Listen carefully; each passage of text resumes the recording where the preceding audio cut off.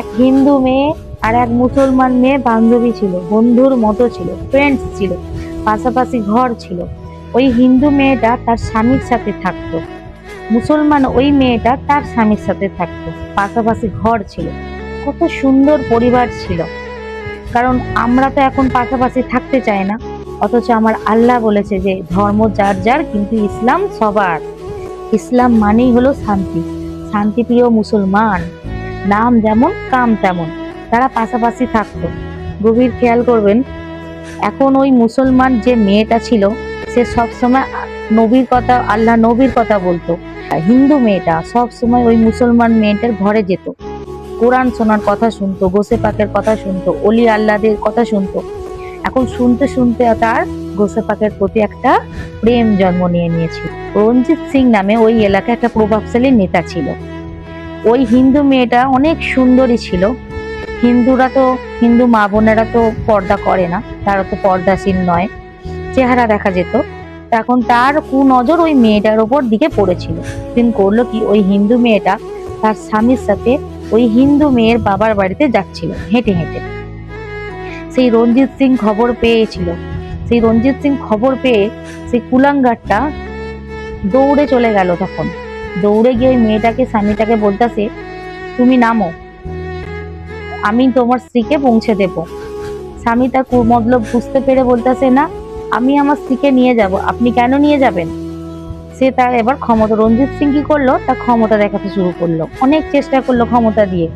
এখন তার মনের ভেতর তো খারাপ কুপরিকল্পনা চলছে। তখন সে এক পর্যায়ে বলল, সমস্যা নাই, আমি পৌঁছে দেব।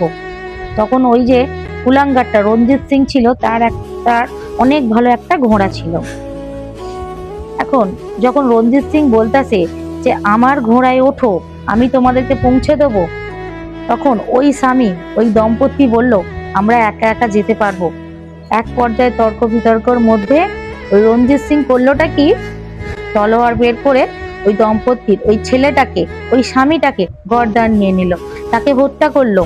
হত্যা করে মেয়েটাকে ঘোড়ার মধ্যে উঠিয়ে যখন পালানোর চেষ্টা করলো, উদ্ধার লুণ্ঠন করার জন্য তুলে নিয়ে যাচ্ছে, তখন সে বারবার পিছনের দিকে তাকাচ্ছে। ওই কুলাঙ্গারটা রঞ্জিত সিং বলছে, কি ব্যাপার, তোমার স্বামী তো মরে পড়ে আছে, কেন পিছনে তাকাচ্ছ? তোমার স্বামী তো তোমায় বাঁচাতে পারবে না, কোনো লাভ নেই, আজকে রাতটা তোমাকে আমার সাথেই কাট যাপন করতে হবে, কেউ তোমাকে বাঁচাতে পারবে না। তখন সেই মেয়েটা বলছে, না না, আমার স্বামী তো মরে পড়ে আছে, আমি তার দিকে তাকাচ্ছি না। আমার এক বান্ধবী, আমার এক বন্ধুর থেকে আমি শুনেছি যে বাগদাদের মধ্যে একজন পিরানি পীর জাদাজি কুতুবের বাণী সেলামি আব্দুল কাদের নামে একজন বুজুর্গ আছেন। তিনি নাকি যারা মুসিবতে পড়েন, যদি কোনো আশিক মুসিবতে পড়ে, তিনি আসছেন কিনা, আমি সেই জন্য বারবার পিছনের দিকে তাকাচ্ছি। বলতে দেরি নেই, জুবান থেকে দেখতে না দেখতেই ঘোড়ার সামনে সেই রঞ্জিত সিং এর সামনে এসে দাঁড়িয়ে গেলেন। যখন এই অবস্থা, তখন সরকারি গালিব যাকে ওই কুলাঙ্গারের সামনে দাঁড়ালো ওই রঞ্জিত সিং বলছে, এই বৃদ্ধা বাবা, আপনি সরে যান, নয়তো আমি আপনাকেও কাতাল করব। তখন এই কথা বলল সেই বুজুর্গ, বলল, তুমি এই মেয়েকে ছেড়ে দাও, আপনি তো মুসলমান মনে হচ্ছে, এত হিন্দু, আমিও হিন্দু, সমস্যা কি আপনার? গায়ে কোনো একটা আঁচ আসতে দেব না, এটা কোনো মুসলমান সহ্য করতে পারে না, একটা ইসলামের আদর্শ।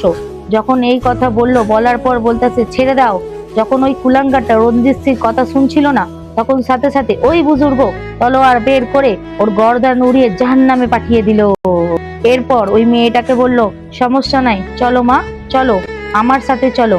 ঘোড়াটাকে নিয়ে সেই স্বামীকে যেখানে হত্যা করে ফেলে রেখে গেছিল সেখানে এলো, সেই জায়গায় নিয়ে এলো। তখন ওর বুজুর্গ ওই ব্যক্তিকে, যে মরে পড়ে আছে, ওই স্বামীকে, ওই পুরুষটাকে বলল, দাঁড়িয়ে যাও। সাথে সাথে সেই মুর্দা জিন্দা হয়ে গেল। তখন সেই মেয়েটা বলতেছে, কে আপনি, আমাদেরকে এই বিপদ থেকে উদ্ধার করলেন, আপনার পরিচয় কি? কौन है आप जो मुझे मदद करने आए, कौन है? তখন সেই বুজুর্গ বলছেন, আরে নাদান মহিলা, তুমি আমাকে চিনতে পারো নাই? যে মায়ের সাথে শুনেছো যিনি মাদাত করবে, আল্লাহ হুকুমে মাদাত করতে পারে, আমি আর কেউ নই, সেই সরকারি গলিব দস্তকি পিরানি পীর দস্তকি হে মেহবুব গুসবানি আব্দুল কাদের জিলানি। তুমি ডাকতে দেরি, আমার আসতে দেরি হয় নাই। আমি বাগদাদ থেকে আসতে দেরি হয় নাই। অলিওয়ালারা আল্লাহর হুকুমে চাইলেই সাহায্য করতে পারে। তেনাদের